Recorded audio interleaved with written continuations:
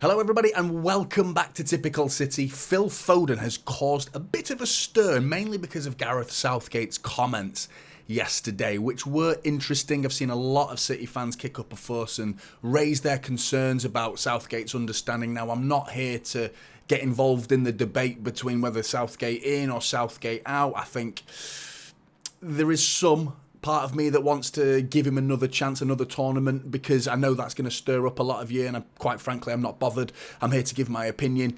The real opinion I want to give is that Phil Foden's position isn't as simple as City fans are making out right now, and I think I've got the evidence to back that up. But just touching on Southgate's comments yesterday, one thing that I didn't like is you'd have to ask Pep. I think that was deflection. I think that he is not letting on to what he actually understands, and I'm sure that he isn't that blunt about, I just copy what Pep does. Whatever Pep does, I'll do what he does. Surely that's not the man in charge of England. Surely not. And I like to think it's not. And I have some evidence to kind of prove that Gareth Southgate was vindicated yesterday with Foden's performance against Scotland and his positions, because I've got some heat maps to show you. All four of Phil Foden's Premier League appearances and Scotland's heat map yesterday. So let's get started, shall we? Burnley. Okay, this is an interesting one because he actually played left wing. He started the game on the left in this game, but here you can see he's found himself the little pocket on the left there. You can indicate that he's been playing on the left wing, starting the game on the left wing, but that little pocket on the right hand side, that Kevin De Bruyne position, that's a position I want to highlight. That's a position I think City fans are being fooled into thinking he's playing central midfield. He isn't playing central midfield. He's starting the game usually on the right. This game in particular, he started on the left, but he's usually on the right-hand side of the pitch, and he's given license to drift in. Okay, now let's have a look at that position there, that De Bruyne position, I like to call it, that assist that De Bruyne got for Haaland in the 6-3 against United, where Haaland's daddy long legs, stretch Armstrong legs, boing, stretched out and got on the end of that Kevin De Bruyne cross. Where he crossed it from, that's a position I think Phil Foden's finding himself in quite frequently. The next heat map is Sheffield United. He came on for the final 6 minutes. He had the shits that game, so unfortunate that he couldn't get more minutes that game, but he came on, got himself an assist for that Rodri thunderbolt into the top left-hand corner to rescue 3 points at Bramall Lane. Not much to go off here because it was such a small game, but there's still a pattern there. You can still see there's a bit of a pattern there. Then on to Fulham. This is interesting again because he actually swapped wings with Doku at some point. But there you go. That's not central. The red spots are on the right. They're on the right. They're not in the middle of the park. And then the only reason they're going and drifting across is because he genuinely swapped wings with Doku. Okay? So that is a bit more inward. He's here, there, and everywhere in that game, which is what you want from Phil Foden because I think he is that versatile. But again, middle of the park, not really seeing it. And the evidence is there for you. Then you look at the Newcastle game, which is, I think, the one City fans are highlighting the most central behaviour, and I think they've got a point because he does drift in.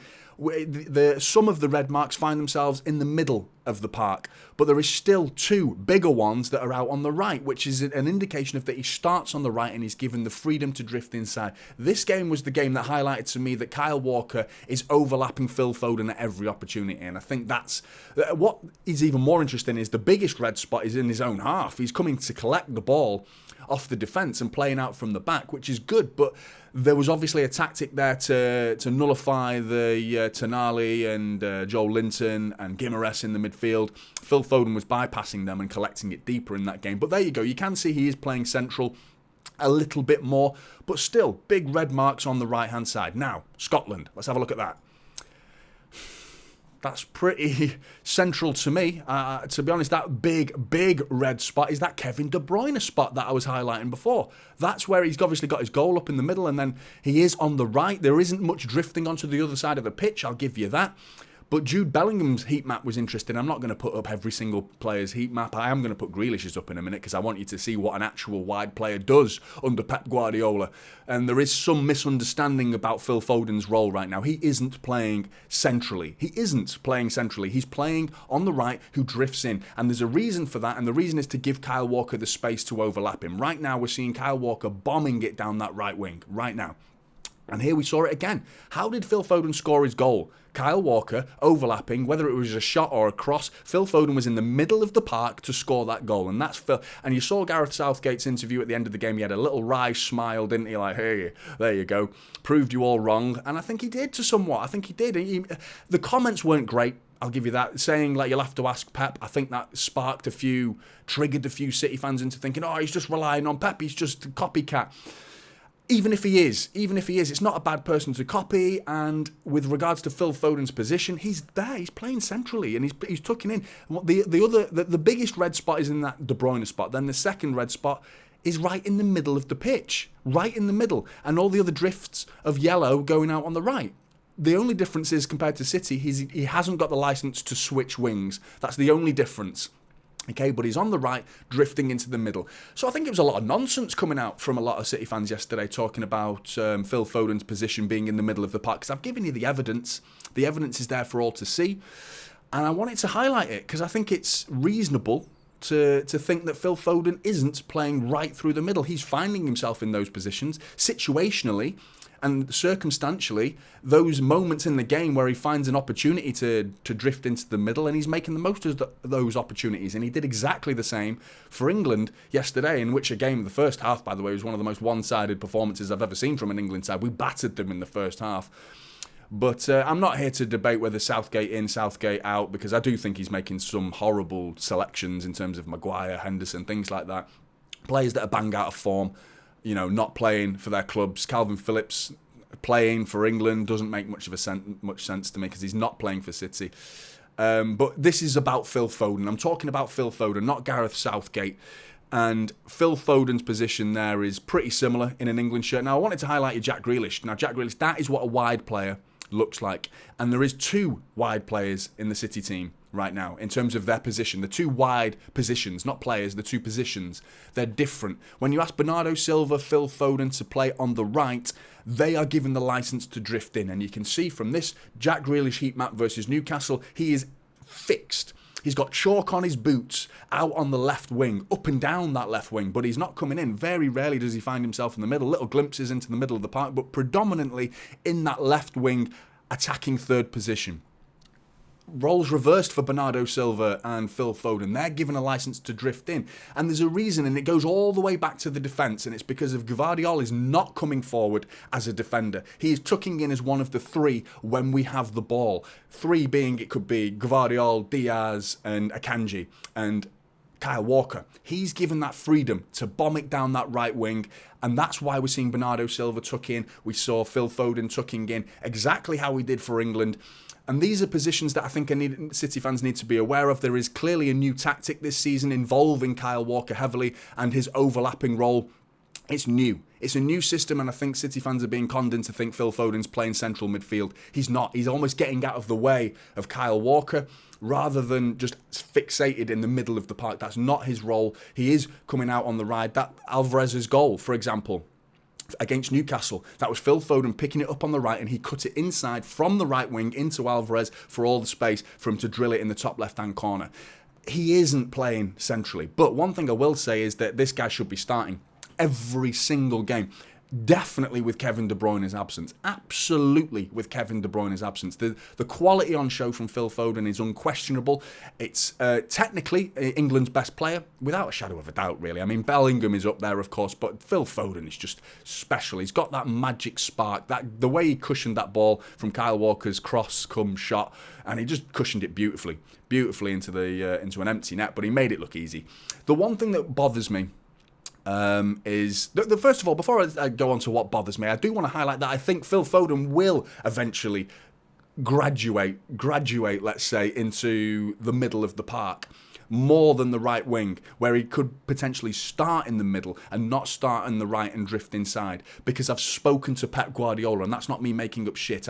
Those of you who've watched the channel for more than a couple of months will have known, and I showed you the couple of the pictures where I met Pep Guardiola, and I've spoken to him, and the one player that he highlighted, this was 4 or 5 years ago, really before Phil Foden was even finding his feet. He said the most special talent in Manchester City's squad was Phil Foden, and obviously he was right, coming out of the academy. And what he said was he sees him playing centrally, long term. Well, because I said, what is your favourite, what do you see as Phil Foden? And he says, long term, centrally. He will be playing down the middle of the park, okay?